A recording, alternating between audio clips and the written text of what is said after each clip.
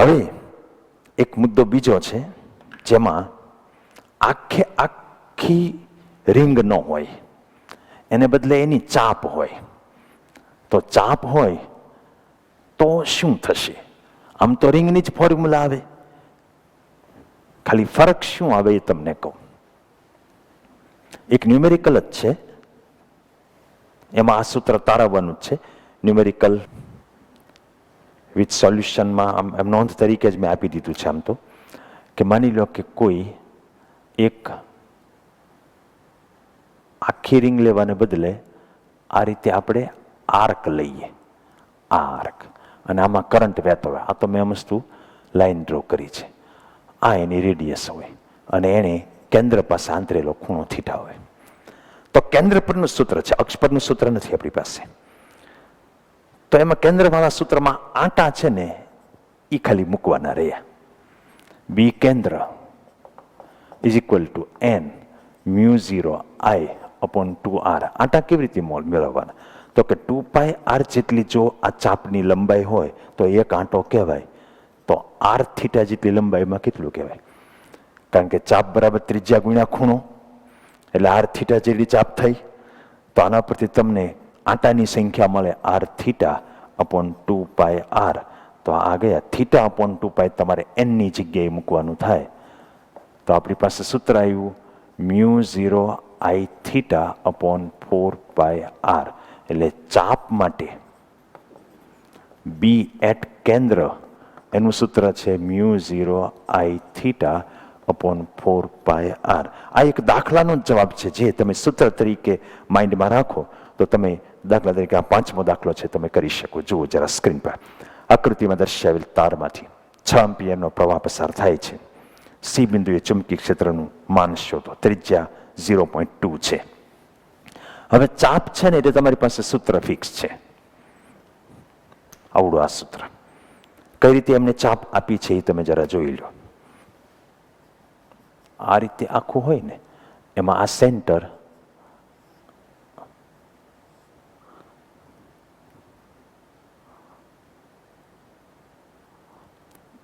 આમ છે. હકીકતમાં તારા છે, અહીંથી કરંટ આવે છે, અહીંથી આમ જાય છે અને પછી આમ નીકળે છે.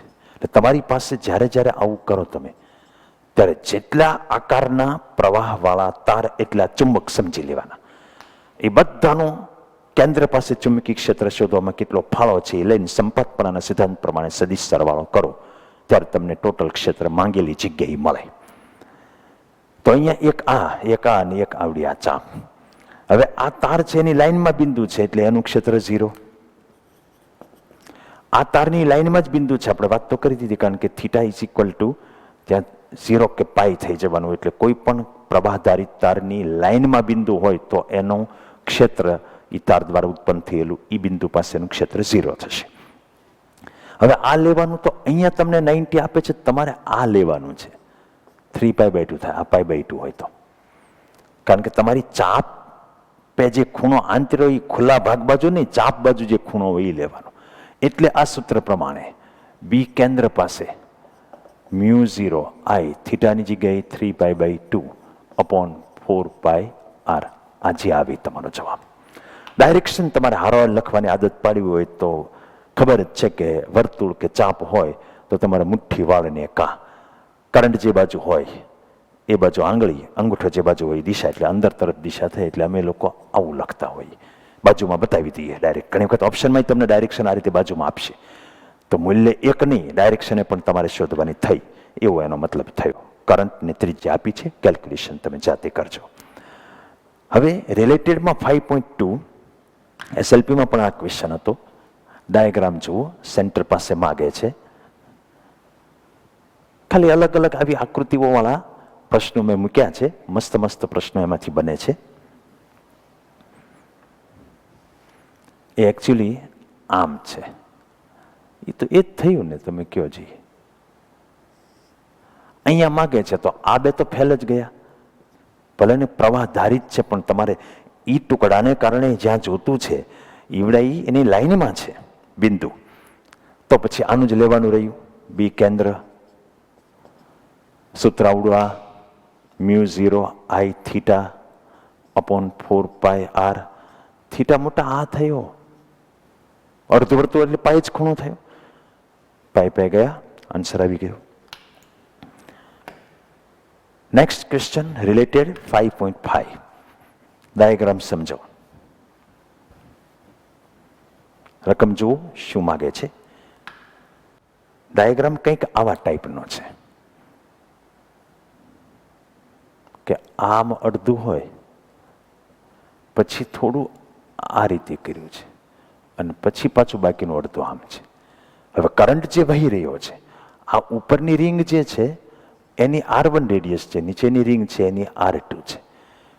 કરંટ તમારો જે વહી રહ્યો છે એ આમ વહી રહ્યો છે, આમ થઈ આમાં થઈ આમ કરંટ વહે છે. મેગ્નેટ ગણતા શીખો, એક આ એક આ એક આ અને એક આ. એમાં બે મેગ્નેટ છે, એનો કોઈ ફાળો નથી. કયા બે? આ બે જે છે, કારણ કે તમારું લોકેશન આ છે જ્યાં ક્ષેત્ર શોધવાનું છે. તો તારની લાઈનમાં બિંદુ હોય એટલે એ બે તારને કારણે અહીંયા ક્ષેત્ર છે એ 0 છે. હવે ઉપરનું અર્ધવર્તુળનું આપણે B1 ગોતી નાખીએ તો મ્યુ 0 આઈ, આ સૂત્ર થીટા પાઈ અપોન 4 પાઈ R1. પછી નીચેનું જે અર્ધવર્તુળ છે એ મ્યુ 0 આઈ પાઈ અપોન 4 પાઈ R2. હવે ડાયરેક્શન પ્રમાણે સરવાળો આવશે, બાદબાકી આવશે કે √B1² + B2² + 2B1 B2 cos θ. એ આપણે જોવું પડે. તો ઉપરની રિંગમાં કરંટ આમ વહે છે એટલે અંદર તરફ, તો નીચે મોટા આમ જ વહે અંદર તરફ, તો બેનો સરવાળો થશે. તો ટોટલ B = B1 + B2.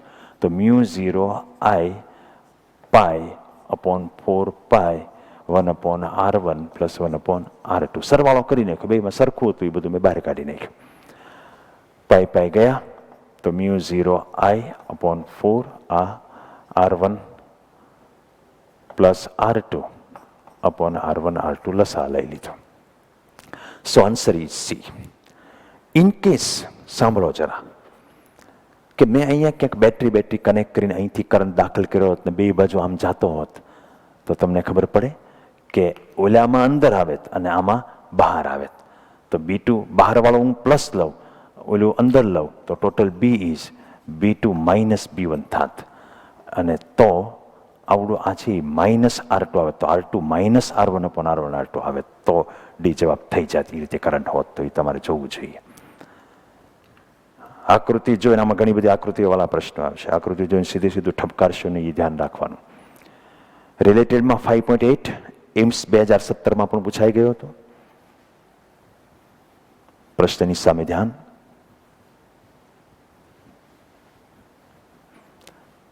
હજી હું આજે એવા જ પ્રશ્નો લઈ રહ્યો છું જેની અંદર તમે સિમ્પલી બે જ નિયમ વાપરો છો. તારની લાઈનમાં હોય ત્યાં 0 અને બાકી ચાપ હોય તો એનું સૂત્ર છે. તો આ કેસની અંદર તમને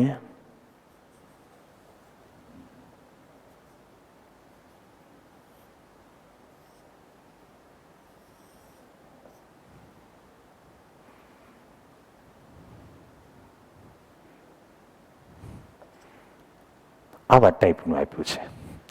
આમાં આ રેડિયસ છે ને R છે અને આ જે છે એ 2R છે. તારા છે, આ દેખાય તાર છે. કરંટ જે વહી રહ્યો છે એ આમ વહે છે, આમાં આમ જશે. એ તો એક જ ડાયરેક્શન, પછી કઈ સામો તો કરંટ આવી કે નહીં. આ કરંટ એમનામ તો નહીં વહેતો હોય, કંઈક બેટરી વગેરે જોઈન કરેલું હશે. અહીંયા આગળ માગે છે. તો તમારી પાસે ટોટલ 4 મેગ્નેટ છે. એક આ મોટી ચાપ, એક આ ચાપ અને આ બે. હવે એ જે બે લીધા છે સુરેખ તાર, એનું તો લાઈનમાં બિંદુ છે એટલે એ બે તો આપણા માટે ફેલ ગયા. હવે આને કારણે ક્ષેત્ર છે ને હું B1 કહું તો મ્યુ 0 આઈ થીટા અપોન 4 પાઈ R. અને બીજું જે છે એ B2 કહું આને કારણે તો મ્યુ 0 આઈ, એમાં π/2 છે. મોટા એટલું તો સમજો કે આ જે છે એ π/2 ની ચાપ થઈ આવડી આ, અને બાકીની જે ચાપ થઈ એ 3π/2 ની થઈ અપોન 4 પાઈ. ત્યાં 2R છે ડાયરેક્શન જોઈ લઈએ. આની ડાયરેક્શન અંદર તરફ, તો આની તે અંદર તરફ, એટલે આનો સરવાળો થશે. એ પ્રમાણે તમારે જે જવાબ આવે એ. અને ઓપ્શનમાં તમે જુઓ અંદર તરફ આવશે એટલે એ અથવા સીમાંથી આન્સર હશે. બાકીની કેલ્ક્યુલેશન તમે કરજો. પછી રિલેટેડમાં 5.3, it is also fantastic question.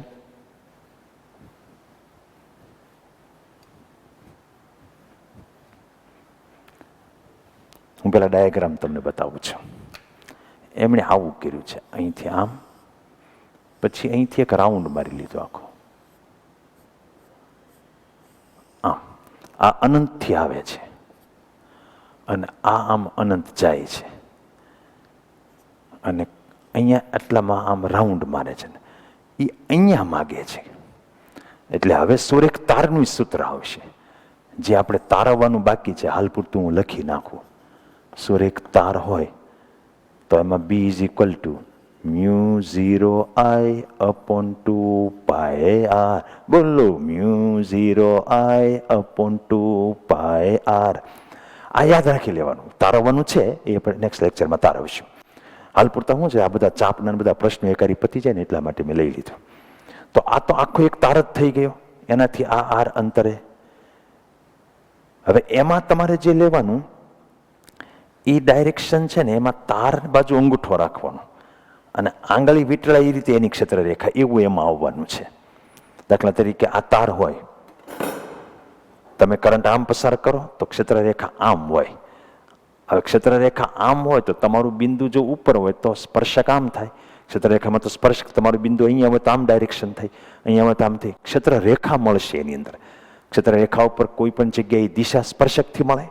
માની લો કે કરંટ મેં આમ રાખ્યો હોય તો આમ ક્ષેત્ર રેખા આવે, તો અહીંયા બિંદુ હોય તો અંદર તરફ થાય, અહીંયા બિંદુ હોય તો આમ થાય, અહીંયા હોય તો આમ થાય. તો વર્તુળને કારણે એને હું B1 કહું તો એ તો સેન્ટર જ છે, μ0I/2r. અને એની ડાયરેક્શન છે એ બહાર તરફ આવશે કારણ કે આમ છે. તારને કારણે લઈએ એને B2 કહું, μ0I/2πr. કરંટ સેમ છે, આ જે કરંટ છે એ જ રાઉન્ડ મારી નામ નીકળ્યો છે, રેડિયસ સેમ બની છે. એમાં ડાયરેક્શન આપણે આમ લેવાની, આની ફરતે આમ હોય તો એ બહાર તરફ આવ્યું. તો ટોટલ બી સરવાળો થશે તો μ0I/2r કોમન કાઢી લઉં તો 1+1/π થઈ ગયું. ઓકે, પછી તમે કેલ્ક્યુલેશન કરી નાખવાનું. પાઈને એમણે લસા લઈ લીધો છે તો એ પાઈ હું અહીંયા લઈ લઉં તો આ પાઈ +1 થઈ જાય. તો μ0 ઉપર હજી એક બગડો ગુણીને અહીંયા 4π કરી નાખ્યું. આ પાઈ અહીંયા લીધું, ઓપ્શનને એરેન્જ કર્યો એની. તો μ0/4π એટલે 10⁻⁷ મૂકવો ત્યારે મૂકી શકાય. 2I/r અને પાઈ +1. ઇન કેસ આમાં મેં આવું કર્યું હોત ને મોટા, તો અહીંથી આ કરંટ આમ જાત. આ તો હું તમને ખાલી વાત કરું આમ, તો આનું ક્ષેત્ર જે છે એ બહાર તરફ જ આવે, પણ ઓલાનું ક્ષેત્ર અંદર તરફ જાત. અંદર તરફ એટલે ચોકડી આવે. તો ટોટલ બી જે છે એમાં તમારે આ બહારવાળું જે છે એમાંથી ઓલું બાદ કરવાનું થાત. ખબર પડે? તો અહીંયા માઇનસની નિશાની આવે.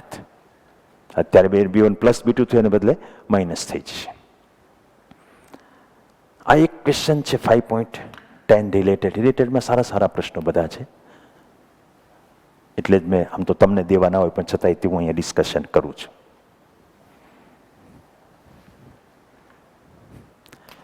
એમાં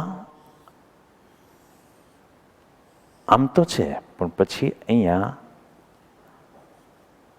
બિંદુ અહીંયા આપ્યું, આ 90 નો એંગલ. અહીંથી કરંટ જાય આમ આમ આવી રીતે આપ્યું છે. આ રેડિયસ R છે. તો આ બિંદુ પાસે હવે તમે વિચારો જરા કે આર્કનું શું ગણવાનું, ઓલા તારનું શું ગણવાનું, એ બધું જોવું પડશે ને. તો આકૃતિમાં દર્શાવેલ ચાપ માટે કેન્દ્ર O પર ચુંબકી ક્ષેત્ર શોધો. આને કારણે આ જે બન્યું એ અહીંયા R થયું, તો આનું તો તમને ચાપવાળું મળી જશે. આને કારણે ક્ષેત્ર શોધવાનું, એનું શું કરવાનું? આ હકીકતે આખી આખી જે છે એ રેડિયસ જે છે એ છે. આ એક્ઝેક્ટલી અર્ધવર્તુળ નથી. મારે તમને આમ હકીકતમાં ડ્રો કરીને બતાવવું જોઈએ કે આ આમ હોય એમાં અહીંથી અહીંયા 90નો ખૂણો બને એવું. એક મિનિટ. હા,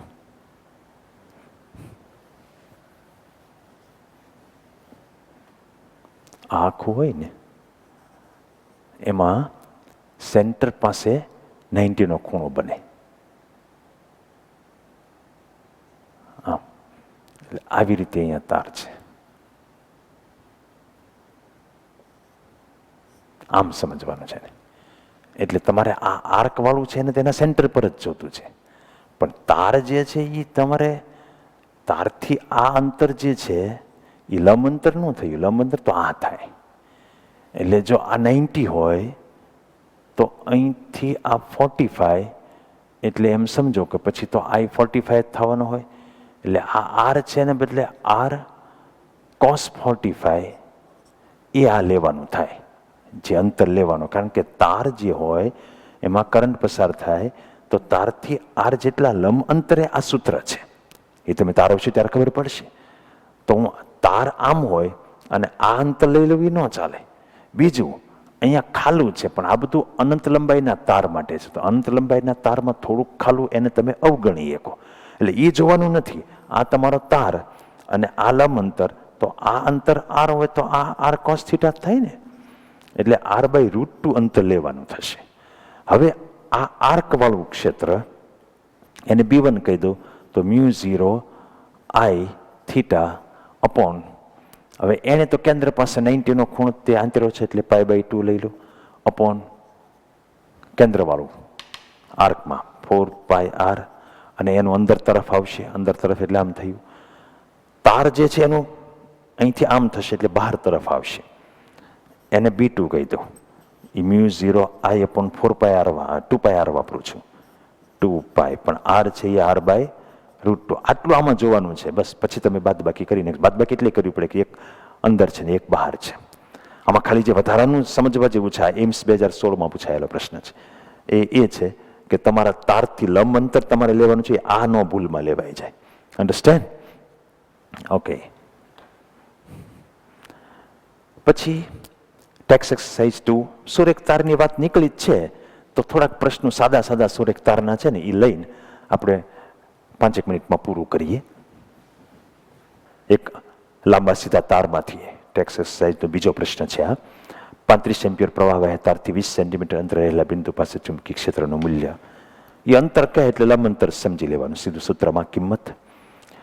ટેક્સ એક્સરસાઇઝનો ત્રીજો, સમક્ષિતિજ સમતલમાં એક લાંબો સીધો તાર 50 એમ્પિયર પ્રવાહ ઉત્તરથી દક્ષિણ દિશા તરફ વહે છે.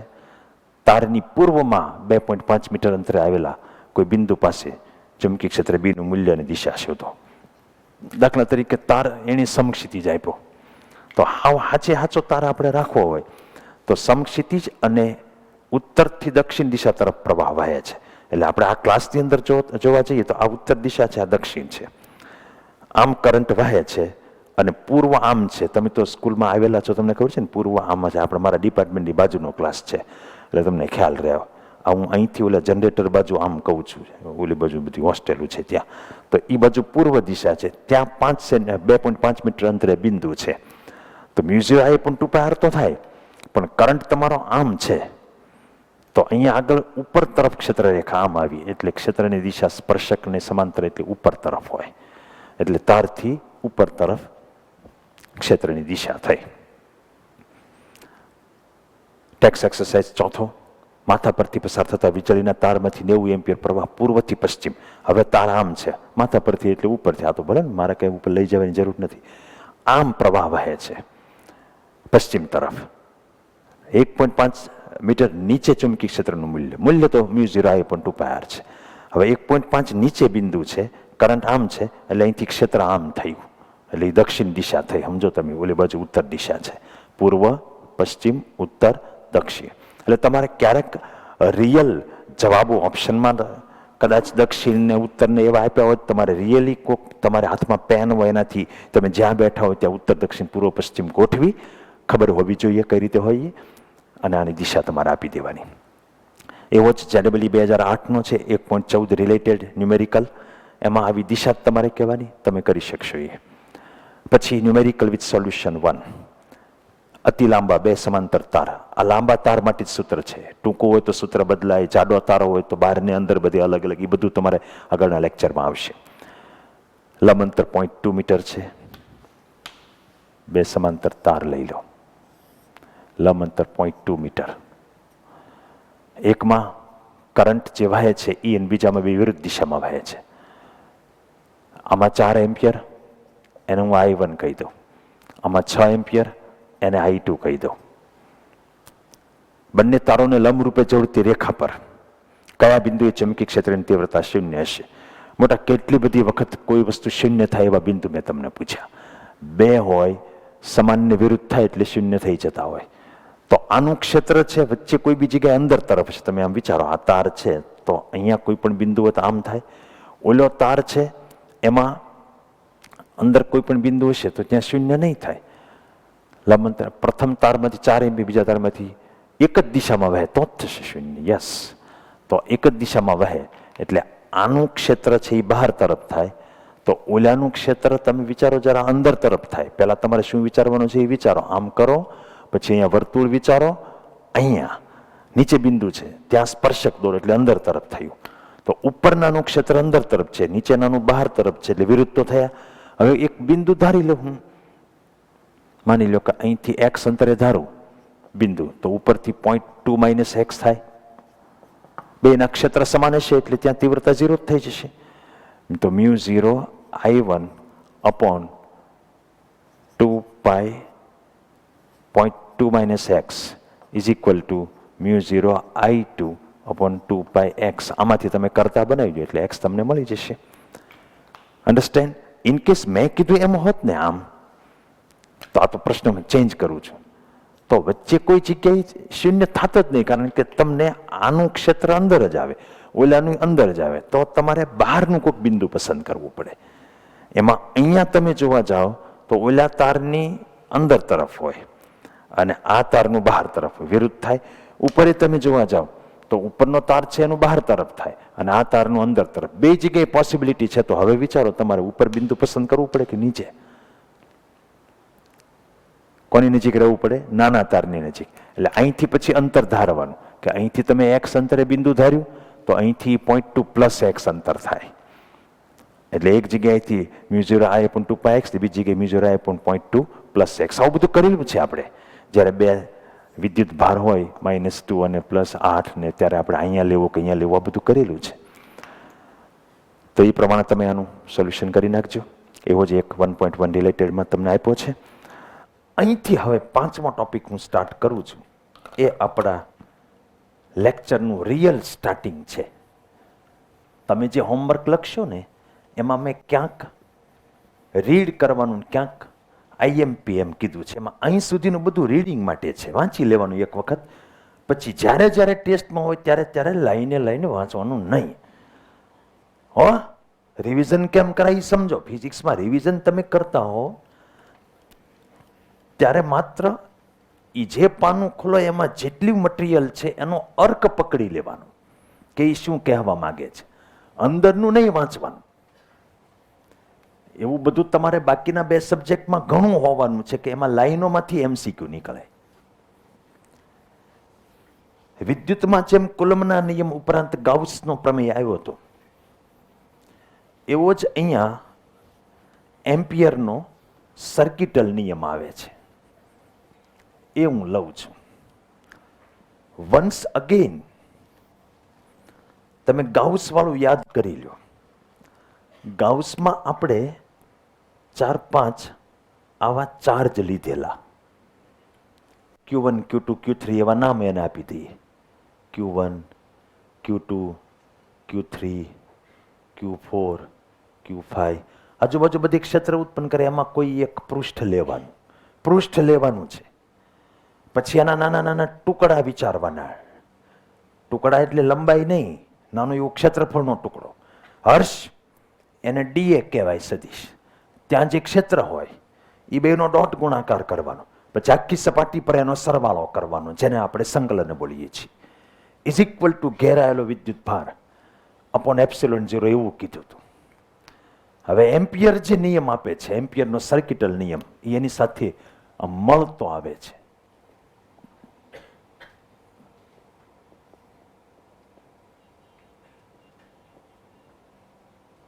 એને એવું કીધેલું, જેમાં આમાં 4-5 વિદ્યુત ભારો લીધા, એમાં તમારે 4-5 વિદ્યુત પ્રવાહ લેવાના. કોઈકમાં આમ પ્રવાહ હોય નીચે તરફ, તો કોઈકમાં ઉપર તરફ પ્રવાહ હોય. આમાં ઉપર લઈએ, આમાં નીચે લઈએ, આમાં નીચે, આમાં વળી પાછું ઉપર, એમ ગમે એ અલગ અલગ ડાયરેક્શનમાં તમે પ્રવાહ લઈ લો. એવું જરૂરી નથી કે અહીંયા જો 2 તાર અહીંયા હશે, 2 અંદર હોય, એમ ગમે તેમ હોય. હવે આ બધા ચુંબક છે, આજુબાજુ બધી ચુંબકી ક્ષેત્ર હશે. દરેકના પ્રવાહના મૂલ્યો ધારી લઈએ, I1, I2, I3, I4, I5 વગેરે.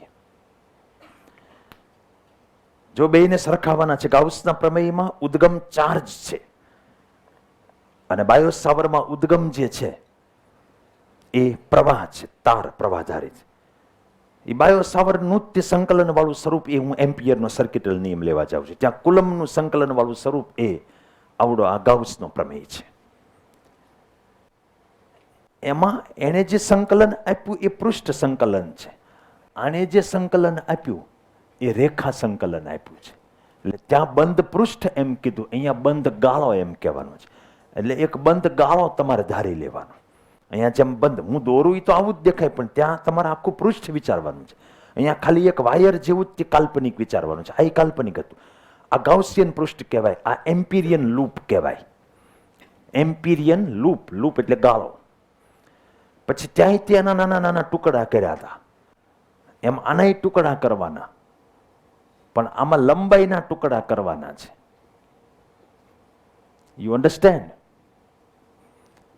હવે લંબાઈનો ટુકડો સદિશ એટલે એની દિશા કઈ લેવી? મને તો મન ફાવ્યું એમ મેં આમ લઈ લીધી દિશા. આમ આમ છે હોય, વધી વધીનું આમ લઈ શકો, એ તમારા ઉપર છે, તમારે જેમ લેવું હોય. આમાં એ પ્રશ્ન નહોતો, કારણ કે એમાં તમે જે ટુકડો લ્યો એની દિશા આમ આવે, કારણ કે એ ક્ષેત્રફળ છે, એ સપાટીને લંબ જ હોય. આમાં લૂપ છે એટલે ડીએલ તમારે આમ લેવો તો આમ લ્યો, અથવા આમ લેવો તો આમ લ્યો, કાં આમ લ્યો કાં આમ, જેમ લેવું એમ લઈ શકો. ઓકે, એ ચોઈસ તમારી છે. ડાબી બાજુ આ આવશે બી ડોટ ડીએલ, એટલે અહીંયા બી ડોટ ડીએલ પ્લસ અહીંયા બી ડોટ ડીએલ પ્લસ અહીંયા બી ડોટ ડીએલ, એ બધાનું સંકલન. અને જમણી બાજુ ઘેરાયેલો વિદ્યુત પ્રવાહ, જો અમે કથન કહું છું, અપોન એપ્સિલોન 0 હતું ને ઓલામાં, આમાં ઇન્ટુ મ્યુ 0 છે.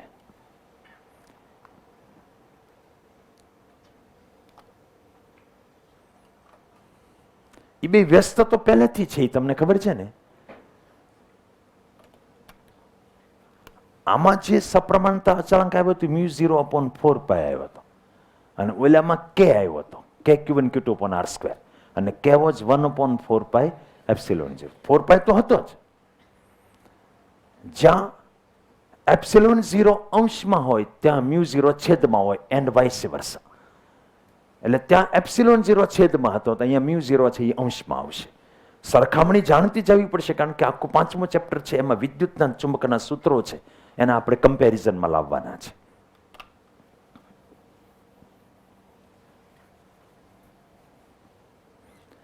હવે અમુક એ લોકોએ જે સમજાવ્યું છે એ ભિન્ન રીતે સમજાવ્યું છે. એણે આમ સમજાવ્યું કે આવી રીતે ઘણા બધા પ્રવાહ એક ડાયરેક્શનમાં એમણે લઈ લીધા, મેં અલગ અલગ ડાયરેક્શન રાખી. કથન જે છે તમને બતાવું.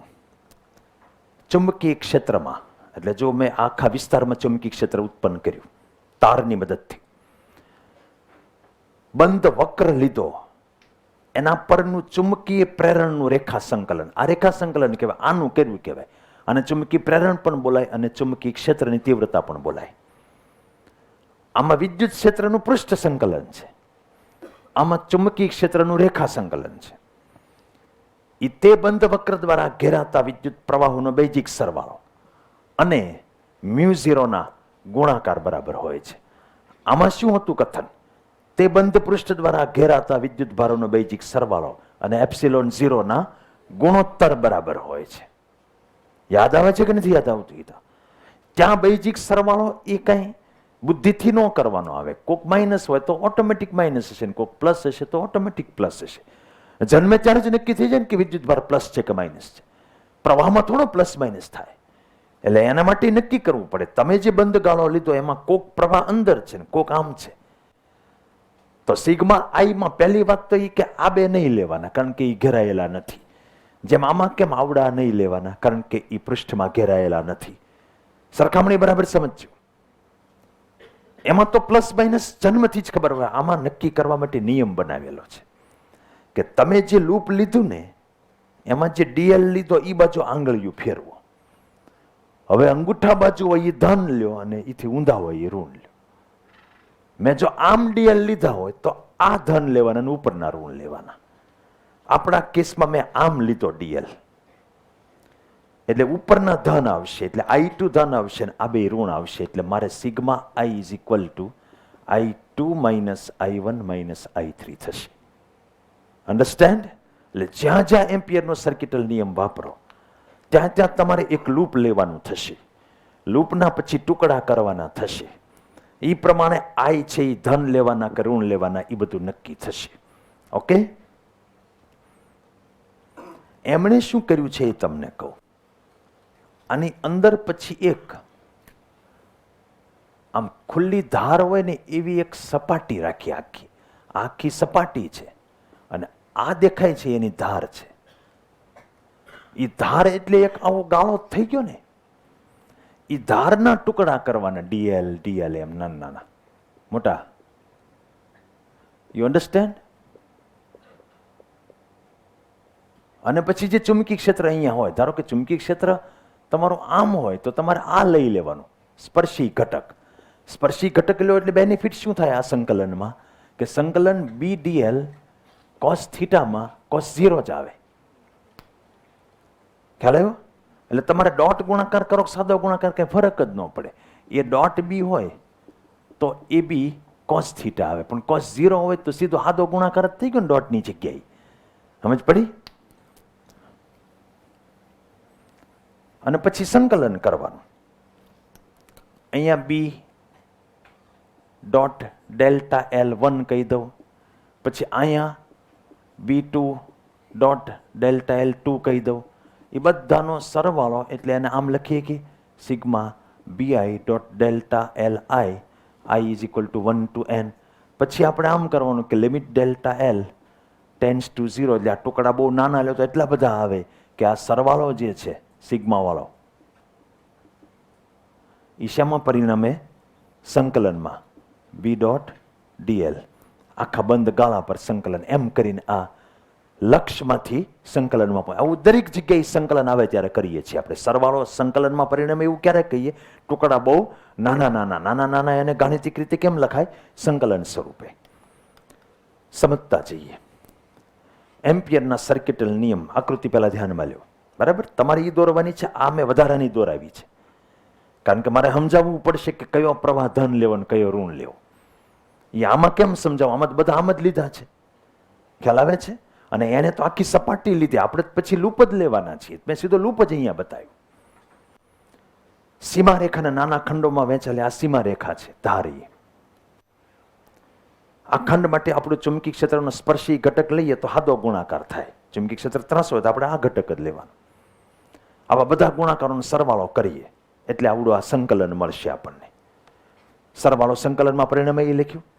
એમ્પિયરનો સર્કિટલનો નિયમ જણાવે છે કે આ સંકલન આ સપાટીમાંથી પસાર થતા પ્રવાહ અને μ0ના ગુણાકાર જેટલો હોય.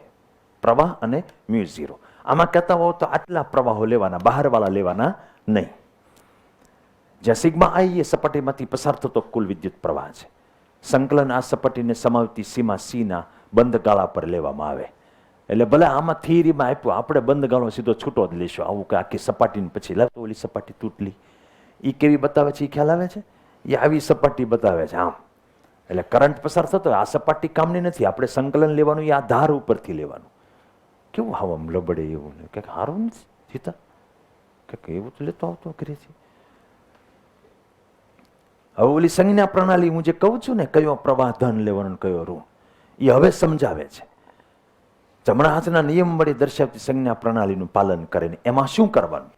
આંગળીઓ સીમા પર જે દિશામાં જવાના હોઈએ ને, આપણે આમ જવાના હોય તો આમ રાખવાની, આપણે આમ જવાના હોય તો આમ રાખવાની. પછી અંગૂઠા બાજુના પ્રવાહ ધન ને ઉલટા હોય એ ઋણ. That's simple. ઓકે, એ વખતે તમારે આ નોંધ ધ્યાનમાં લેવાની મેં તમને લખાવી છે. એમ્પિયરિન લૂપ કેવું લેવાનું?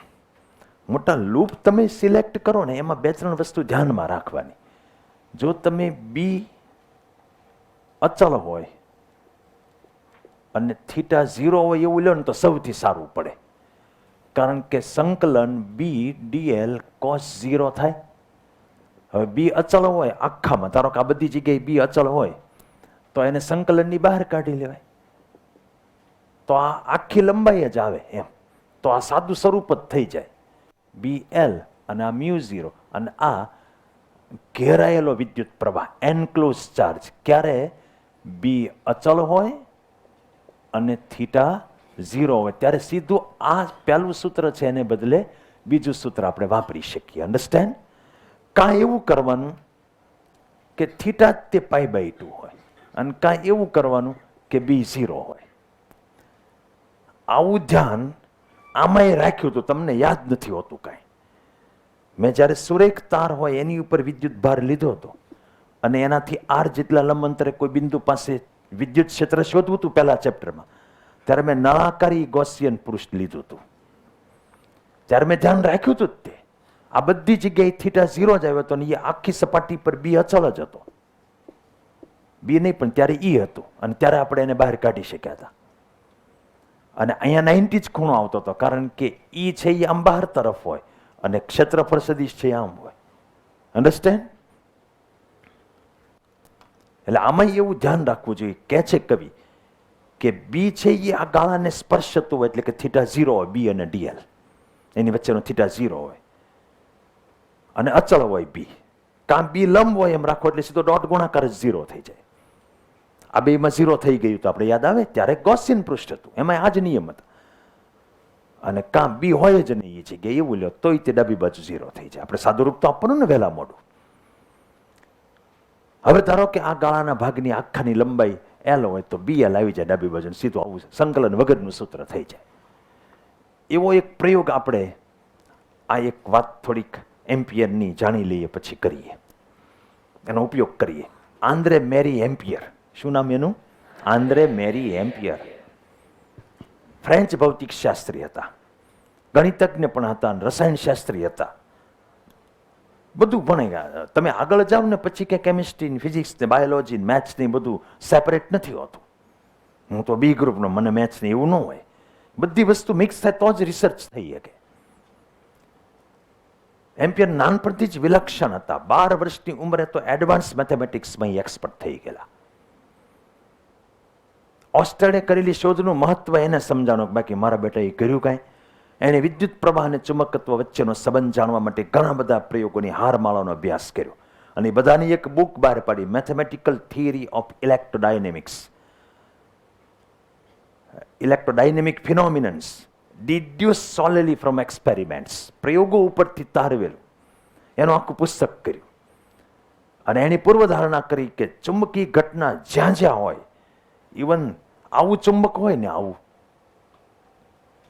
એમાંય એણે કીધું કે અંદર કોઈ પ્રવાહ જ વહેતો એને કારણે જ ઉત્પન્ન થાય. અને રિયલમાં તમારે વાત માનવી પડે કારણ કે પરમાણુ તો હોય, પરમાણુમાં ઇલેક્ટ્રોન તો ફરતા હોય, એ પ્રવાહ બની ગયો કે નહીં? તો વર્તુળાકાર રિંગનું કેન્દ્ર પર ચુંબકીય ક્ષેત્ર અને અક્ષ પર ચુંબકીય ક્ષેત્ર બધા સૂત્રો લાગુ પડે. અને જે ચુંબક બને એને ઉત્તર ને દક્ષિણ ધ્રુવ હોય જ તે, એટલે એ ડાયપોલ જ કહેવાય. જે ડાયપોલ હોય એને ડાયપોલ મોમેન્ટ કહેવાય. એટલે એક પ્રવાહ ગાળો એક ચુંબકી મોમેન્ટ છે અને એ બધાનો ટોટલ એ આખા ચુંબકનું ચુંબકીય ક્ષેત્ર થતું હોય. પણ એટલો બુદ્ધિશાળી ભૂલકોનો ધુની એટલો હતો. એક વખત એવું બનેલું, આ ફ્રાન્સનો છે રાઈટ, એ અરસામાં જ, એટલે આમનો લાઈફ ટાઈમ તમે જોવા જાઓ તો 1775 થી 1836 એટલે એ 1700ના એન્ડમાં નેપોલિયન બોનાપાર્ટે ત્યાં હતા જ તે. નેપોલિયન બોનાપાર્ટ કેવા પાઠ? કયા દેશના સરમુખત ત્યાર? ફ્રાન્સ. કઈ ના નોલેજ જ નથી યાર. તમે આવો આને એટલી ખબર ભૂંગરમાં માણોર આપવા બારવટીઓ થઈ ગયો, આવું જ બધું સાંભળ્યું. કઈક થોડુંક આગળનું તો સમજો.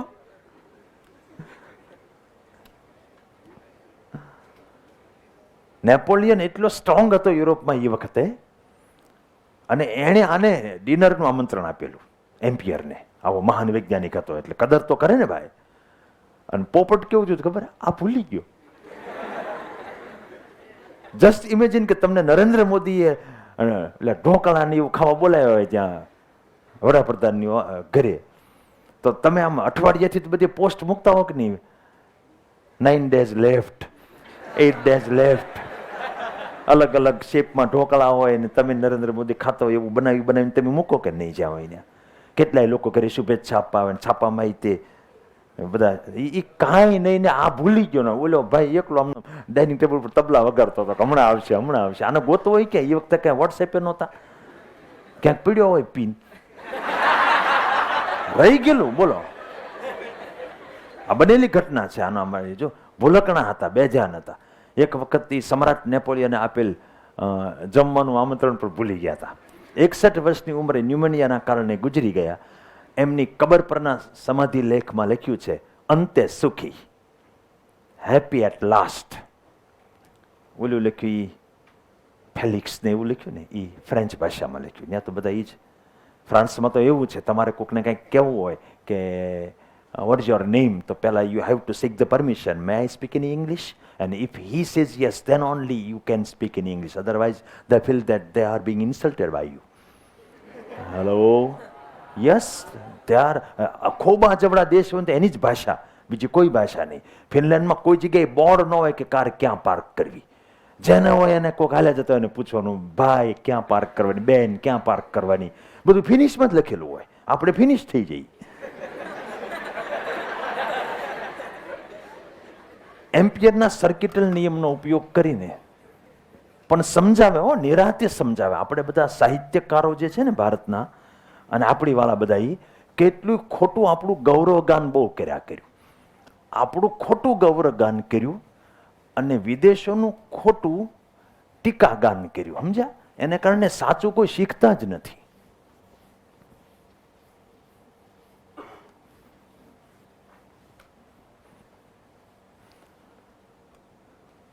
ઓલું સૂત્ર તાર્યું હતું યાદ હોય તો, સુરેખ તાર હોય તો એમાંથી પ્રવાહ પસાર કરી આજુબાજુ ચૂમકી. તાર્યું હતું કે એમનામ લખાયું હતું? એ હવે હું તારવી બતાવું છું. જોજો, એક તાર લઉં છું આ ટાઈપનો, અતિ લાંબો સુરેખ તાર. એમાં પ્રવાહ લઈ લઈએ. ઉપર લઉં કે નીચે? બે જ ઓપ્શન છે. ઉપર. Okay, done. ચાલો, લીધો. એનાથી આર અંતરે કોઈ એક બિંદુ લઈએ જ્યાં આગળ ચુંબકી ક્ષેત્ર આપણે શોધવું છે. ઓકે, તો શોધવા માટે એમ્પિયરનો સર્કિટલ નિયમ વાપરવો છે. એના માટે એક લૂપ લેવાનું, એ તો આપણે ઘરનું લેવાનું.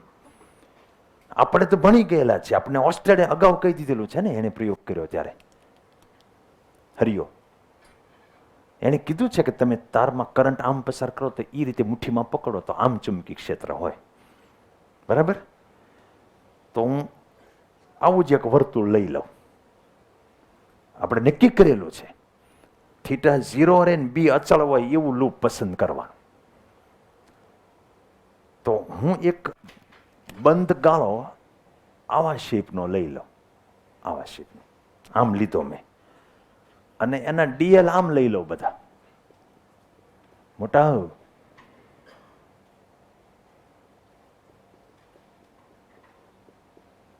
ઓકે, મેં ડીએલ લેતી વખતે ધ્યાન રાખ્યું, ડીએલ અને બી, ડીએલ અને બી. બી તો પહેલેથી નક્કી હતા, આમ છે. થીટા 0 થઈ ગયો. અને બીજું આ આર ત્રિજ્યાનું જ વર્તુળ લીધું, બધી જગ્યાએ સરખું જ ચુંબકી ક્ષેત્ર હશે. એટલે આપણે લેફ્ટ હેન્ડ સાઈડ સંકલન બી ડીએલ કોસ 0 જ આવશે. ઓલે પણ મ્યુ 0 ઇન્ટુ ઘેરાયેલો વિદ્યુત પ્રવાહ, એન્ક્લોઝડ પ્રવાહ. એનક્લોઝ એટલે ઘેરાયેલો. આ લૂપ લીધો, એમાંથી કેટલો પ્રવાહ પસાર થાય એ કહી દો તો જેટલો થાય એટલો બધો પસાર થાય એમાંથી. એ બધો આ લૂપમાં જ આવે કે નહીં? તાર લાવ અને એક રિંગ લાવ. મેં આવું લૂપ પસંદ કર્યું છે, આ તાર છે ને કરંટ આમાં વહે છે, તો આમાંથી કેટલો જાય એ માગ્યું એમ કહો. આ બધો જાય જ છે ને અંદરથી. તો હાવ છોકરા જેવી વાતો કરો છો. હવે બી બધે સમાન છે, કારણ કે મેં જે વર્તુળાકાર લૂપ લીધું એ બધું આર અંતરે જ છે. આને કોમન કાઢું. ટૂંકમાં આ જ થયું સૂત્ર BL વાળું. બી અચળ હોય ને θ0 સીધું સૂત્ર. L કેટલો છે? 2πr. હલો, આ સંકલન dl એટલે 2πr. તો B બરાબર μ0I/2πr. બોલો μ0I/2πr. બોલો μ0I/2πr. સ્ટોપ. અહીંયા ઓલું નિશાની વાળું જોઈ લો. મેં આમ dl લીધા તો આ બાજુનો પ્રવાહ ધન લેવાય, મતલબ મારે આ પ્રવાહ ધન લેવાનો થયો, કારણ કે મારો ઉપર જ પ્રવાહ છે. હવે તમને ઓલું કહું કે ઇનકેસ તમે dl આમ લીધા હોત તો આમ પ્રવાહ હોય એ ધન લેવાનો હોત તો તમારે ઉપર ઋણ લેવાનો થાય. આપણો પ્રવાહ તો ઉપર છે, તો અહીંયા -I લેવો પડે. તો મોટા અહીંયા તે cos પાય આવે ને. પછી પ્રવાહ તો આમ છે એટલે ચુંબકીય ક્ષેત્ર આમ છે ને તમે dl આમ લ્યો, એ માઇનસ ઉડી જાય. સમજ પડે છે બે બાજુથી? ધેટ્સ વાય આપણે આમાં જે સૂત્ર તાર્યું એ કોઈ પણ સંજોગોમાં સાચું રહેશે. મેં આમ dl લીધા હોત કે આમ લીધા હોત. ઓકે,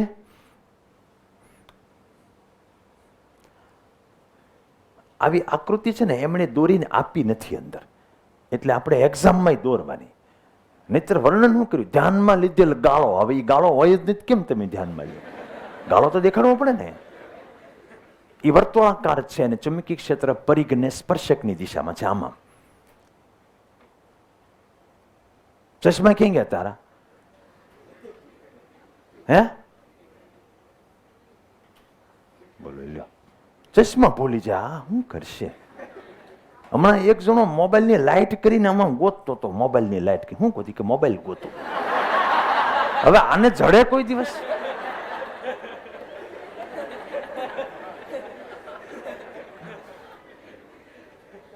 ઓવરઓલ પબ્લિક બહુ ગીત છે. ઓવરઓલ પછી કોક કોક નીકળે મારી તમારી જેવા. તમારી વાત આવી ગઈ ભેગે, હું કરો આપણે ખોટી વાત જ કરતા.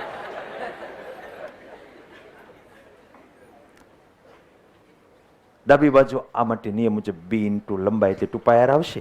μ0I/2πr આવી ગયું. પરિમિત લંબાઈનો તાર હોય તો થીકમાં આપણે નથી જવાનું, પણ થીનમાં એકમાં ફાઇનાઇટ કંડક્ટર હોય, ફાઇનાઇટ લેન્થ, તો એની ફોર્મ્યુલા મેં ત્યારે તમને યાદ રખાવી હતી.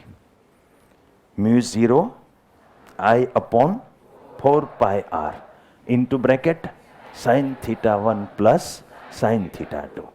એમાં એક ક્લેરિફિકેશન કરવા જેવું છે, એટલે હું ફરીથી અહીંયા બતાવું છું.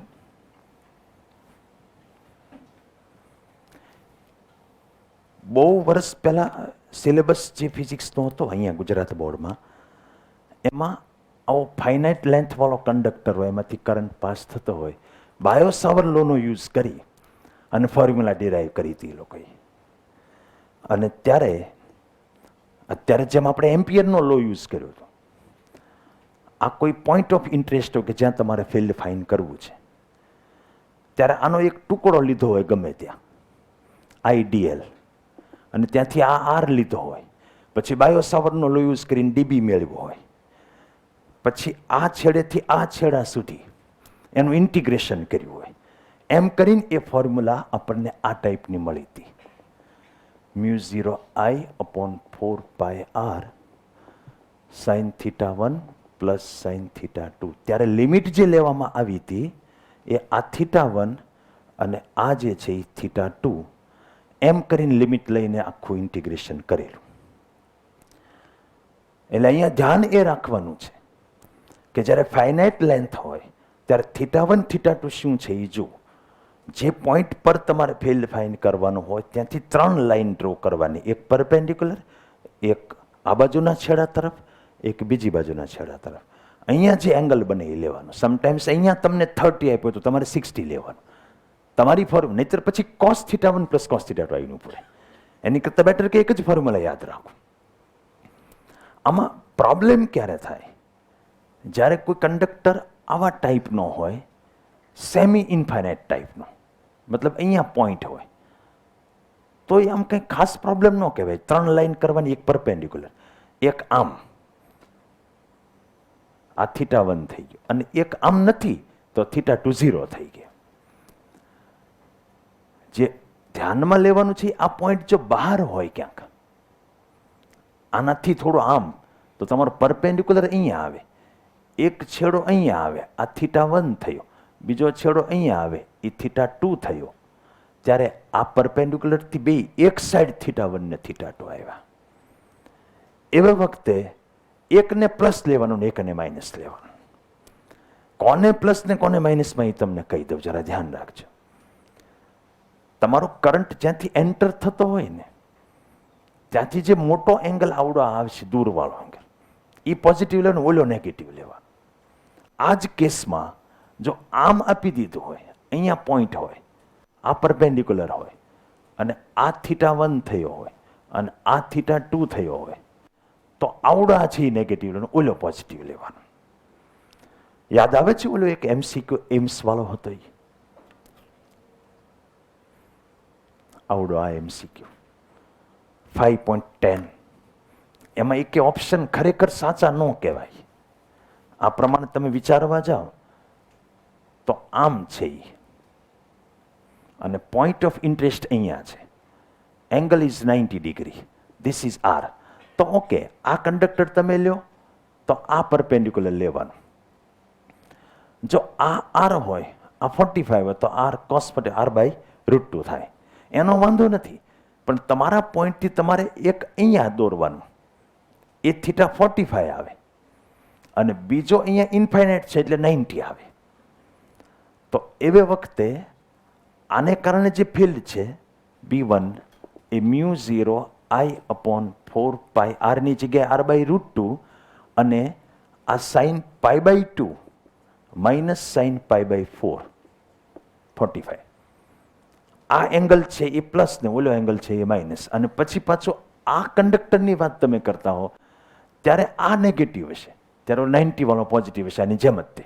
એટલે બીજું જે આવશે એ આવું જ આવશે, μ0 I/4π R/√2, અને એમાં માઇનસ sin π/4 એટલે 1/√2, અને પ્લસ sin π/2 એટલે 1. આમ આવશે. આમાં અહીંયા 1 આવ્યું. હવે ડાયરેક્શન વાઇઝ જોવા જાઓ તો બેમાં અંદર તરફ જ ડાયરેક્શન આવશે, એટલે બેનો સમ થશે. હજી આર્કનું લેવાનું બાકી. આર્કમાં તે અંદર જ ડાયરેક્શન આવે. ત્રણેયનો સમ કરીને જે ઓપ્શન આવે એવો ઓપ્શન આની અંદર આવશે, જે ઓપ્શન આમાં છે નહીં. રાઈટ? હવે એને કેમ મિસ્ટેક થયા, તો મેમરી બેઝ હોય, એમ્સ હોય, એટલે કોઈ રેફરન્સ બુકમાં જોવો ને તો આ જ ઓપ્શન એને આપ્યા છે. ખરેખર આમાંથી એક પણ ઓપ્શન સાચો નથી. તમે ત્યાં કરેક્શન કરજો. હવે અનંત લંબાઈના તાર માટે આપણે જે આ સૂત્ર તાર્યું, એના ઉપર સારું એવું થિંકિંગ એ તમારે પ્રશ્નમાં ભેગું પૂછાય. પહેલા જે તાર્યું છે તો હવે થોડુંક જ છે ને, ટૂંકું સૂત્ર છે, ખાલી 2 માર્કમાં પૂછાય. એની ચર્ચા કરો એવું હારો પૂછાય તો આ 5.2.1 ના બધા પોઈન્ટની ડિસ્કશન કરવાની છે. સિમ્પલ છે, વર્ણન લાંબુ છે, બાકી માહિતી બધી સમજાય એવી જ છે. જો પહેલો પોઈન્ટ એ દર્શાવે છે કે તારને અક્ષ તરીકે લઈએ, તાર લાવો, અને R ત્રિજ્યાના વર્તુળના દરેક બિંદુએ ચુંબકીય ક્ષેત્રનું મૂલ્ય સરખું છે. તમે અહીંથી કોઈ પણ R ત્રિજ્યાનું વર્તુળ બનાવો તો R અંતરે બધી ચુંબકીય ક્ષેત્ર μ0 I/2πr પ્રમાણે સમાન હશે. આવડું. બીજા શબ્દોમાં ચુંબકીય ક્ષેત્ર નળાકારી સમમિતિ ધરાવે છે. મતલબ તાર અનંત છે, એટલે તમે અહીંયા વિચારો કે અહીંયા વિચારો કે અહીંયા નીચે વિચારો, બધી જગ્યાએ આખો એક નળાકાર જેવો શેપ બને, ત્યાં બધી જગ્યાએ ચુંબકીય ક્ષેત્ર સમાન હશે. નળાકાર આપો. માનો કે આ તાર હોય, એમાંથી કરંટ પસાર કરીએ તો આ બધા બિંદુ પાસે સમાન ચુંબકીય ક્ષેત્ર, કારણ કે બધા તારથી લંબાંતરિત થયા. અનંત લંબાઈ છે એટલે કે એવું જોવાનું નથી કે અહીંથી આમ છીએ કે આમ છીએ, બધે તાર તો સરખો જ છે અનંત સુધી. જ્યારે જ્યારે સમમિતિ હોય ને ત્યારે ત્યારે આ બધી ગણતરી સહેલી પડે. આડાવાળા તાર હોય તો સહેલી ન બને. મેં આ તાર લીધો એ સંમિત પ્રવાહ કહેવાય. એટલે આખી રિંગ ઉપર બધી જગ્યાએ સમાન હોય. એકાદો બાંગો તાંગો તાર આપો તો આવો હાવ આમ મારી જેવો એક રાખ્યો હોય, હાવ આવો આમાંથી કરંટ પસાર કર્યો હોય તો એ તે ચુંબક જ છે. હવે આજુબાજુ તમે સર્કલ વિચારો, ડુ યુ થિંક કે બધી જગ્યાએ ચુંબકી ક્ષેત્ર સમાન હશે? કારણ કે આ ચુંબકનો કટકો છે, આ ચુંબકનો કટકો છે, આ ચુંબકનો કટકો, બધાની અહીંયા અસર હોય. હવે તમે બિંદુ અહીંયા લઈ જાઓ તો આ ટુકડો ઘણો આગો થઈ ગયો. આમ તો એક દેશી રીત છે, આને હાથમાં પકડીને આમાં વલોણાની જેમ ફેરવવાનો, આમાં ફેરવો ને તો એ આજુબાજુ ચુંબકી ક્ષેત્ર બદલાય નહીં તો એ સંમિત પ્રવાહ કહેવાય. ઓલાને ફેરવો લ્યો, તમે આજુબાજુ 5 સેન્ટીમીટર ત્રિજ્યાનું વર્તુળ કલ્પો, ત્યાં ચુંબકી ક્ષેત્ર કાંઈક હશે. હવે આને ફેરવું કાંઈ ફેર પડે? ફેર પડે કે નહીં? એના માટે શું જોવાય? તાર અત્યારે જેટલો દૂર છે એટલો જ રહે કે નજીક દૂર થઈ જાય છે એ જોવાય. તો બાંગો તાંગો હોય તો એ સંમિત પ્રવાહ ન કહેવાય. આપણે એટલે મસ્ત સરસ સુરેખ તાર લીધો. પછી બીજું, વર્તુળના દરેક બિંદુએ ચુંબકી ક્ષેત્ર છે એની દિશા સ્પર્શકની દિશામાં હશે.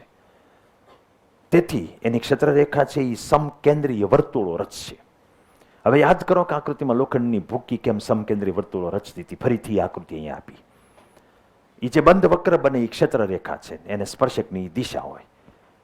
સ્થિત વિદ્યુત ક્ષેત્રમાં આપણે આવ્યું હતું કે ક્ષેત્રરેખા બંધ ગાળા ન રચે, આમાં જોયું બંધ ગાળા રચે. This is the only difference. સીધા તાર વડે ઉદ્ભવતા ચુંબકી ક્ષેત્રનું સમીકરણ એ ઓસ્ટેડે કરેલા પ્રયોગોનું સૈદ્ધાંતિક સમાધાન છે. ઓસ્ટેડે કીધું હતું કે પ્રવાહ વધારો અને ચુંબકી સોય નજીક લાવો તો વધારે કોણાવર્તન થાય. એ જ થયું. જો પ્રવાહ વધારશો તો બી વધશે, નજીક લાવશો તો બી વધશે. એટલે ઓસ્ટેડને પ્રયોગમાં મળ્યું હતું, એ ગાણિતિક સમર્થન એને અહીંયા મળી ગયું. બીજો નોંધવા જેવો મુદ્દો એ છે કે તાર અનંત લંબાઈનો હોવા છતાંય તમે જેમ નજીક આવશો એમ ઓફકોર્સ કે આ આર ઘટશે તો બી સ્ટ્રોંગ થશે, પણ અહીંયા આવી જાવ તો અનંત નહીં થાય. ભલે તાર અનંત લંબાઈનો રહ્યો. ઉલટાનું હું આજ સાબિત કરવાનું છે કે આની સપાટી પર તો 0 હોય ચુંબકી ક્ષેત્ર, અહીંયા ઓછું હોય. નજીક આવો એમ વધે એ વાત સાચી, પણ વધીને કઈ અનંત ન પહોંચી જાય. એ વધે છે એટલું કે છે, અનંત નહીં. આ ક્ષેત્ર પ્રવાહના સમપ્રમાણમાં અને અંતરના વ્યસ્ત પ્રમાણમાં હોય છે. આ સૂત્ર પરથી ખબર પડે અહીંયા. ઓકે, ચોથો પોઈન્ટ છે, લાંબા પ્રવાહધારિત તાર વડે ઉદ્ભવતા ચુંબકી ક્ષેત્રની દિશા શોધવા માટે ઓલો જે વાપરીએ છીએ એ નિયમ અહીંયા આવ્યો. હર્ષ અહીંયા આવ્યો. પ્રવાહ જે બાજુ હોય એ બાજુ અંગૂઠો રાખીને જમણા હાથમાં તારને પકડવાનો, આંગળીઓ જે રીતે વીંટળાય એ દિશામાં ચુંબકી ક્ષેત્ર હોય. એ નિયમ અહીંયા છે. જોયું હતા ત્યારે તમે એમનામ લખાયો હતો. થોડુંક બોક્સમાં અમસ્તી સમજણની માહિતી છે. એમ્પિયરનો સર્કિટલ નિયમ એ જે બાયો સાવરનો ઓલો નિયમ હતો ને, આમાં પ્રવાહ પસાર કરીએ, આ આઈડિયલ પ્રવાહ ખંડ હોય, એનાથી આર સ્થાન સદિશ ધરાવતું કોઈ બિંદુ હોય પી, તો ત્યાં આગળ ચુંબકી ક્ષેત્ર dB is equal to μ0/4π ideal cross r upon r cube. એનો આ સંકલન સ્વરૂપે નિયમ છે, બીજું કાંઈ નથી. બેને અંતે તો ચુંબકી ક્ષેત્ર જ મળે. આમાં તે વર્તુળાકાર રિંગમાં ચુંબકી ક્ષેત્ર મેળવ્યું હતું. આ કેસમાં સુરેખ તારમાં ચુંબકી ક્ષેત્ર મેળવ્યું. જે રીતે કુલમના નિયમની સામે ગાઉસનો નિયમ હતો, એ રીતે અહીંયા બાયો સાવરના નિયમની સામે એમ્પિયરનો નિયમ છે. એમ્પિયરનો નિયમ અને ગાઉસનો નિયમ બંને કોઈ બંધ ગાળો, આમાં બંધ ગાળો લઈએ, ઓલામાં બંધ પૃષ્ઠ લઈએ, એના પર આવેલું ચુંબકી કે વિદ્યુત ક્ષેત્રને એના ઉદ્ગમ સાથે સાંકળે છે. જો આ છે ચુંબકી ક્ષેત્ર, એના ઉદ્ગમ સાથે સાંકળે, તો આ વિદ્યુત ક્ષેત્ર એના ઉદ્ગમ સાથે સાંકળે. એ વિદ્યુત ભારથી ઉત્પન્ન થાય છે. આપણે એ પણ નોંધીએ કે એમ્પિયરનો સર્કિટલ નિયમ સ્થિર પ્રવાહ માટે જ સત્ય છે. સ્થિર એટલે ડીસી પ્રવાહ માટે, એસી માટે નથી વપરાતો. હવે આપણે એવું તો કીધું કે સમમિતિવાળા પ્રવાહ હોય ત્યાં બધે એમ્પિયરનો સર્કિટલ નિયમ હાલે, રિંગ લાવ. પણ એટલું કીધું કે રિંગમાં પ્રવાહ પસાર કરો તો કેન્દ્ર પર આપણે ચુંબકી ક્ષેત્ર મેળવ્યું હતું. એમાં આપણે બાયો સાવરનો નિયમ વાપર્યો હતો. યાદ છે આવડું? આ કેન્દ્ર પર મેળવ્યું હતું. કેટલું આવ્યું હતું? બી μ0I/2R. એમાં તમે એમ્પિયરનો સર્કિટ, નકર પ્રવાહ સમિત જ છે, આડેધડ નથી કાંઈ, પણ એમ્પિયરનો સર્કિટલ નિયમ વાપરવો અઘરો પડે. અઘરો પડે એટલે સંકલન ટફ પડે. એ વાત અહીંયા કીધી છે. છતાંય તે સારી સમિતિ ધરાવતા હોય એવા સોલેનોઇડ ને ટોરોઇડ માટે આપણે એમ્પિયરનો સર્કિટલ નિયમ આવતા લેક્ચરની અંદર વાપરવાના છીએ. આ એક બોર્ડનો ક્વેશ્ચન છે. ચોથો એમ્પિયરનો નિયમ એ ખાલી જગ્યાના નિયમની સંકલનના સ્વરૂપમાં રજૂઆત છે. બાયો સાવર ગાઉસનો નિયમ એ કુલમના નિયમની સંકલન સ્વરૂપે રજૂઆત છે. હવે આપણે જે તાર સુરેખ લીધો હતો એ આમ પાતળો તાર હોય, આમ રાખો, આમ રાખો, આમ રાખો, જેમ રાખો એમ રાખી શકે. આમ પેલા રાખો, એને બદલે એને આટલો જાડો તાર લઈ લો. લાઈક આવો નક્કર લોખંડનો તાર હોય ને એમ. તો મારી પાસે બે પ્રશ્નો આવવાના, બહાર કેટલું ક્ષેત્ર અને આની અંદર કેટલું ક્ષેત્ર. આખો નક્કર હોય એમ એ બે સૂત્ર તાર આવશે. આપણે આમ છે એને હું આમ ફેરવી નાખું, રાઈટ?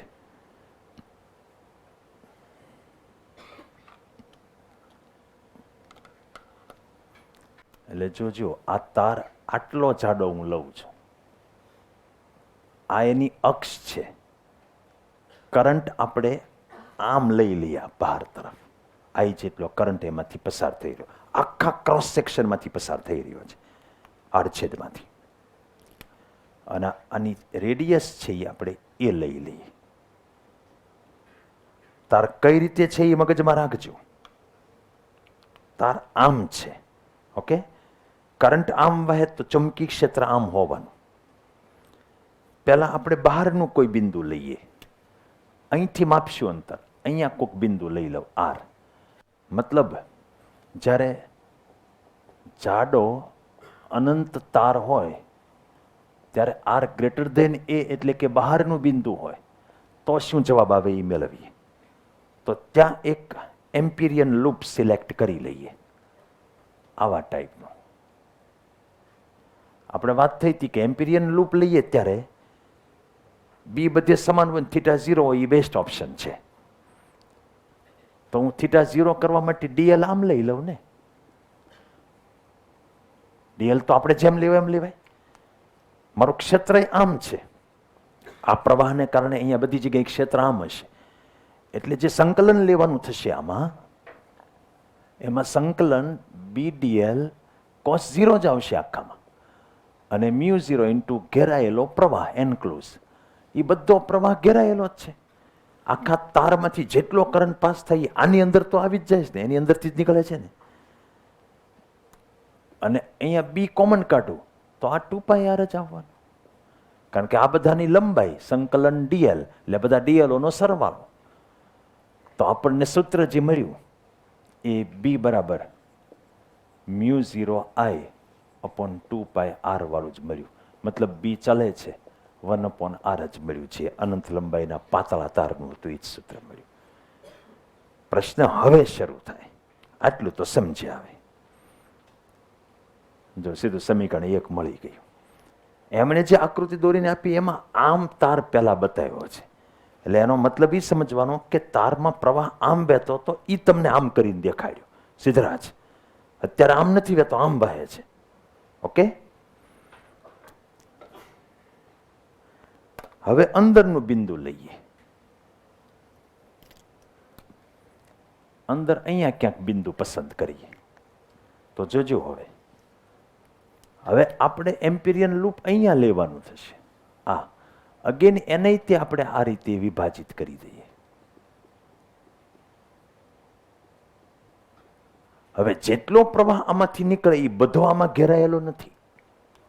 તમે આ પાઇપ છે એમ સમજો ને એમાંથી પાણીનો ગળગળિયો આખો ભરાઈને નીકળતો એમ સમજો.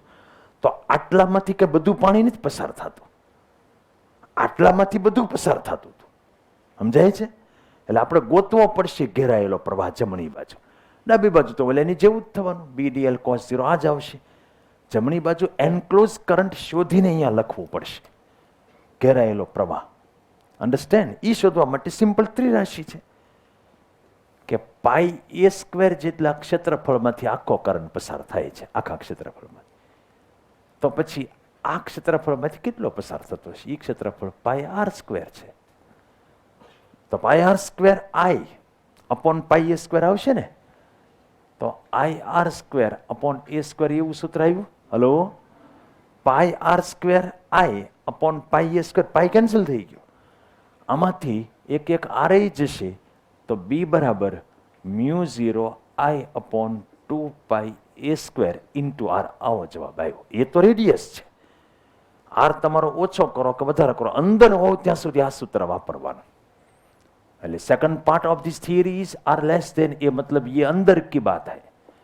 तो B is equal to mu 0 I upon 2 pi a square into r आयु. दैट मीन्स B चले છે आर आयु. This is breaking news. આનો મતલબ તમે સમજો છો કે આ આખો તાર હશે તો એક્ઝેક્ટલી એના સેન્ટર પર ક્ષેત્ર 0 હશે, કારણ કે ત્યાં આ સૂત્ર આવે, આર બરાબર 0 થઈ જાય. જો મારે અહીંયા આગળ ગ્રાફ ડ્રો કરવો હોય ને અંતર સાથે બી નો, તો આ સેન્ટર, આ એની બાઉન્ડ્રી, અહીંયા સુધી આમ ગ્રાફ હશે, પછીથી આમ ગ્રાફ છે, કારણ કે ત્યાં બી ચાલે છે 1/r વાળી ફોર્મ્યુલા લાગુ પડે, અને અંદર બી ચાલે છે આર વાળી લાગુ પડે. ઓકે, એટલે એ આવ્યું આ આર લેસ ધેન એ માટે તાર્યું આપણે સમીકરણ. અને આ આલેખ પણ આવી ગયો. આના પરથી એક વાત આપણને સિદ્ધ થઈ ગઈ, કેન્દ્ર પર, તારના કેન્દ્ર પર જો જાડા તારનું જે અક્ષ છે એ પાતળા તારની સપાટી થાય. ધારો કે પાતળો તાર રાખ્યો હોય, અહીંયા આખો જાડો તાર હોય આમ, એની આ અક્ષ એટલે આર બરાબર 0, તો જાડાઈ હોત જ નહીં ને પાતળો તાર હોત તો એ ત્યાં આગળ સપાટી પર 0 જ થઈ જાય, કારણ કે એ અક્ષ જ થઈ ગઈ જાડા તારની. જ્યાં આપણે તીવ્રતા 0 કીધી એ મેં અહીંયા લખ્યું છે, પાતળા તારની સપાટી પર અને જાડા તારની અક્ષ પર બી બરાબર 0 હોય. એવું એક 1.6 રિલેટેડ છે. એમાં જુઓ, 2 મીટર લંબાઈના સોરેક તારમાંથી 1 એમ્પિયરનો પ્રવાહ પસાર કરેલ છે. વાયરની અક્ષ પર તેના કોઈ એક છેડાથી 3 મીટર અંતરે આવેલ બિંદુએ ઉદ્ભવતું ચુંબકીય ક્ષેત્ર કેટલું હશે? એ જે તાર છે, ધારો કે તાર આમ હોય તો એ અહીંયા માગે છે, તો લાઈન ઉપર તો આપણે વાત કરી હતી, ડીએલ ક્રોસ આર જે આવે છે એ મુજબ જ તમે આમાંથી કોઈ પણ ડીએલ લો અને ત્યાંથી બિંદુ સુધીનો આર લો, તારની દિશામાં ક્ષેત્ર છે એ 0 હોય છે. એમ હવે સપાટી પરનું લઈએ તો એ જ થશે. આ હજી કયો છે તાર? લાવો આ એસએલપી નો બીજો જુઓ, કોઈ એક પરિપથનો સુરેખ ભાગ PQ એક્સ અક્ષ પર x બરાબર -a/2 અને +a/2 આમ પડ્યો છે. હર્ષ, એમાંથી આઈ પ્રવાહ પસાર થાય છે, તો એ બિંદુ એ માગે છે અહીંયા તારની લાઈનમાં, તો લાઈનમાં જવાબ શું આવશે? 0. હવે આ મેં નક્કર લીધો, એની જગ્યાએ મેં પોલો લીધો તો શું થાય એ સમજવા જેવું છે. એ બધી વધારાની ઇન્ફોર્મેશન છે. આજે આખો નક્કર તાર લીધો હતો મોટા, તો આપણને આ ટાઈપનો આખો ગ્રાફ મળ્યો ને. માની લો કે આ એકદમ પાતળી દિવાલ વાળો પોલો નળાકાર છે, આની જેવો જ તે, તો આમાં તમે વોલ્ટેજ લાગુ પાડો તો આ દિવાલમાં જ કરંટ વહે, અંદર કરંટ ન વહે કાંઈ. તો બહાર માટે તમારે શોધવું હોય તો આ જ સૂત્ર આવશે, કારણ કે એમાં તો જેટલો કરંટ છે એ બધો ઘેરાયેલો પ્રવાહ જ કહેવાય. હલો, સમજાય કે નહીં? આની અંદરથી તો બધો પ્રવાહ પસાર થાય, પણ અંદર કોઈક બિંદુ તમે લેવા જશો કોઈ બી આર અંતરે, તો ત્યાં આગળ ઘેરાયેલો પ્રવાહ જ નહીં હોય, આ તો ખાલી છે, એટલે જમણી સાઈડ જ 0 થઈ જાય, એટલે બી બરાબર 0 આવે એમ કહું છું. એમાં તમારે ગ્રાફ લેવો તો આવો ગ્રાફ આવે. હલો, પોલા કવચ માટે હતું એવું જ પોલા નળાકારમાં આવ્યું. એનો એક ગ્રાફ એ તે આપેલો છે અહીંયા, SLP 11 છે, આખા જાડા તાર માટેનો આપ્યો, એટલે એ આવશે આન્સર. એમ્સમાં પણ સેમ ક્વેશ્ચન હતો. ગુજકેટનો 5મો પ્રશ્ન જુઓ. આ અંદરની સાઈડ છે, અંદરની સાઈડ હોય તો આરના સમપ્રમાણમાં આવે. હવે એક એક્સ્ટ્રા તે હજી વધારાનું સૂત્ર તમને કહી દઉં કે આ પાતળી દિવાલ વાળો પોલો વાહક છે, જોજો સમજ, એની સામે આવો કોક પોલો હોય કે જેની દિવાલ આટલી જાડી હોય અને એ દિવાલમાંથી કરંટ પસાર થતો હોય તો મોટા અહીંયા બરાબર B0 હોય. બહાર માટે તો એ જ સૂત્ર આવશે બધા કેસમાં, પણ આમાં શું આવે એ આપણે જોવું પડે. સમજ પડે છે કે નથી પડતું? આ જે પોલો નળાકાર છે એની દિવાલ ટૂંકમાં એટલી જાડી સમજી લો તમે, પછી દિવાલની અંદરનું કોઈ પોઈન્ટ એમાંથી તો કરંટ પસાર થઈ રહ્યો છે, ત્યારે તમારે આ ત્રિરાશી મૂકવામાં ધ્યાન રાખવું પડે. કારણ કે જે કરંટ પસાર થઈ રહ્યો છે,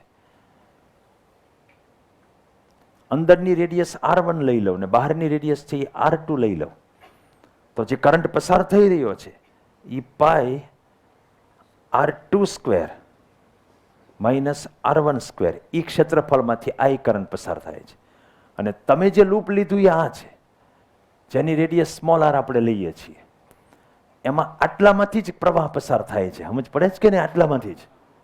વચ્ચે તો અમસ્તું પોલું છે, તો આ ક્ષેત્રફળ લેવું હોય તો પાઈ R square minus pi R1 square એમાંથી કેટલું પસાર થશે?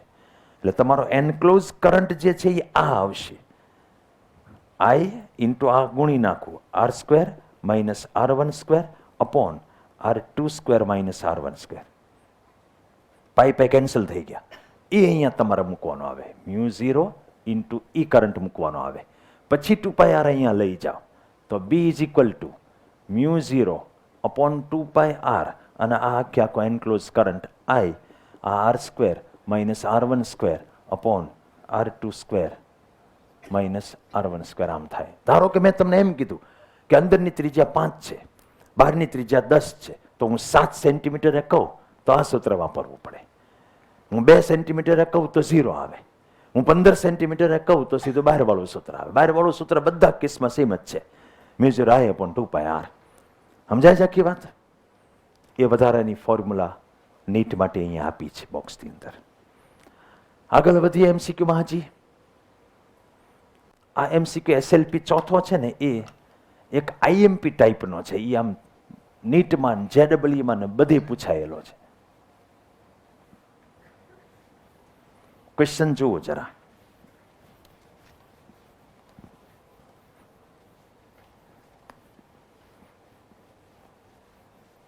એ ત્રિજ્યાની જાડાઈ વાળો તાર છે, અને તમને જે બે બિંદુ પાસે ચુંબકીય ક્ષેત્રની વાત કરી છે એ પાછા a/2 ને 2a અંતરે છે. એટલે આ ધારો કે તાર હોય, ત્રિજ્યા a હોય તો એક a/2 છે અને એક 2a અંતર છે. a/2 પાસે તમારે જે સૂત્ર વાપરવાનું એ આ વાપરવાનું, એટલે μ0 I upon 2πa square into a/2, અને બહાર માટે વાપરવાનું એ આ વાપરવાનું, μ0 I અપોન 2π એ 2a અંતર છે, એનો ગુણોત્તર માંગ્યો છે, B ઇનસાઇડ અને B આઉટસાઇડ. શું આવે આન્સર? બધું ઉડી જાય. જુઓ, એક એક એ ઉડી જાય બગડો એટલે ચોગડો જ થઈ ગયો. અહીંયા ચોગડો છે, ઉપર μ0 I નીચે. Answer will be 1, that is C. જો એ સેમ પ્રશ્ન નીટ 2016માં છે, સેમ પ્રશ્ન 2007ની અંદર JEE મેઇનમાં છે, એટલે કે AIEEEમાં. હવે આ રિલેટેડ 1.17 94, 97, 99 3 વાર નીટમાં પૂછાઈ ગયું. 1 એમ્પિયર પ્રવાહનું વહન કરતા સોરેક તારનો વ્યાસ 0.5. સોરેક તાર દેખાવો જોઈએ, વ્યાસ દેખાવો જોઈએ. વ્યાસની વાત કરે એટલે જાડો તાર, ને કે તો પાતળા તારમાં વ્યાસ હોય જ નહીં. એને 1 mm વ્યાસ ધરાવતા તાર સાથે બદલવામાં આવે છે, પણ પ્રવાહીનો જ રાખવામાં આવે છે. અને દૂરના બિંદુએ ચુંબકીય ક્ષેત્રની વાત કરે છે. સમજો, જાડાઈ પહેલા જે 0.5 હતી 1 કરી નાખી, પણ બિંદુ તમારું બહાર જ છે. તો બિંદુ બહાર હોય તો અંતર સાથે જ મતલબ છે, કરંટ સાથે જ મતલબ છે, અને તારની જાડાઈ સાથે મતલબ નથી. જો તમે અંદરની વાત કરતા હો તો વ્યાસ બદલો ત્યારે આ બદલાઈ જાય. Do you understand? એટલે એ સેન્સમાં કન્સેપ્ચ્યુઅલ ક્વેશ્ચન છે. પહેલાના મૂલ્ય જેટલું જ મૂલ્ય મળશે. રવિભાઈ, ધાતુના સળિયામાંથી પસાર થતો એક દિશ પ્રવાહ સળિયાની બહારની બાજુ એક ક્ષેત્ર ઉત્પન્ન કરે. યસ, એક દિશ એટલે DC. સળિયાની અંદરની બાજુએ વીજભારનો પ્રવાહ હોતો નથી, એ ખોટું. અંદર પ્રવાહ હોય છે. સાદો પ્રશ્ન છે. એક લાંબા પોલા તાંબાના પાઇપમાં પ્રવાહ પસાર કરવામાં ઉત્પન્ન થતું ચુંબકીય ક્ષેત્ર અંદર હોય કે બહાર હોય? બહાર હોય. અંદર 0 હોય. એવો પ્રશ્ન પૂછે જ નહીં એવો તો યાર. ચુંબકીય ક્ષેત્ર ક્યાં હશે? પાઇપની બહાર હશે. જ્યારે પેલી મેઇન ચોથો અનંત લંબાઈવાળી પાતળી દિવાલની સોરિક પાઇપમાંથી આ એમ્પિયર પ્રવાહ પસાર કરતા અંદરના કોઈ પણ બિંદુ ચુંબકીય ક્ષેત્ર, અંદરના કોઈ પણ બિંદુ ચુંબકીય ક્ષેત્ર 0. ઓકે.